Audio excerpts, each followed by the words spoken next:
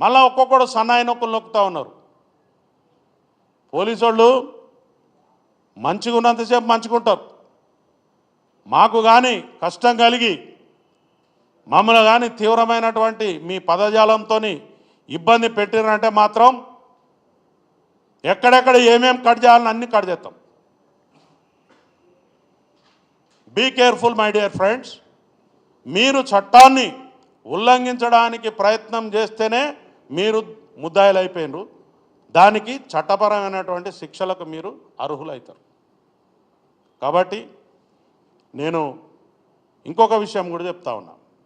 మీరు ఇంటి నుంచి బయటకు వెళ్ళేటప్పుడు, బయట నుంచి ఇంటికి వచ్చేటప్పుడు ఒక రకరకాల కాన్వాయ్లు దర్పం ప్రదర్శిస్తూ ఉంటారు. ఆ దర్పం కూడా అవసరం లేదు. సైలెంట్గా పోయి ఎవరు చాలామంది ఉన్నారు. చిన్నప్పుడు మీరు ఏం సినిమాలు తీస్తున్నారండి? సమాజానికి ఉపయోగపడే సినిమాలు తీస్తున్నారా? భారతదేశ కీర్తి ప్రతిష్టలు ఇనుమడింపజేసే సినిమాలు తీస్తున్నారా? రైతు కుటుంబం సినిమా తీస్తున్నారా?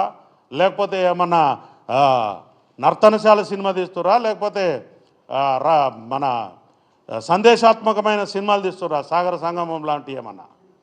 మీరు ఏం సినిమాలు తీస్తున్నారు? దొంగతనం ఎట్లా చేయాలి, లంగతనం ఎట్లా చేయాలి, ఎట్లా బారిపోవాలి? కనీసం మహిళలు అంటే మీకు గౌరవం కూడా లేదు. మహిళలు అంటే గౌరవం కూడా లేదు నీకు. ఇంతవరకు ఎవరు అడిగి ఉండడు ఈ ప్రశ్న. నువ్వు హీరోయిన్ పట్టుకుని ఏమంటావు? అరే 1000 రూపాయలు ఇస్తే అది ముద్దు వేరే అడుగురా అంటావు. ఇదే నువ్వు నేర్పించేది? ఏం నేర్పిస్తున్నావు సమాజానికి?